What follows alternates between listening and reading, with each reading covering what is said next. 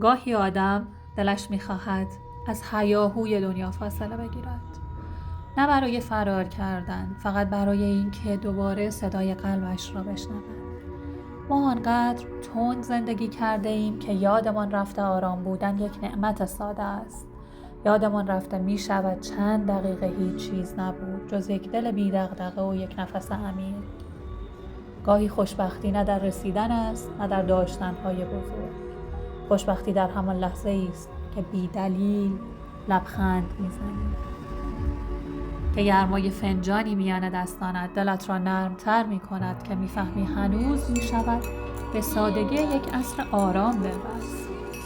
ما برای آرامش خیلی دور می‌رویم، در حالی که آرامش همیشه گوشه‌ای از همین روزمرگی‌ها نشسته است. کنار نفس کشیدن، کنار سکوت، کنار همین زنده بودن ساده.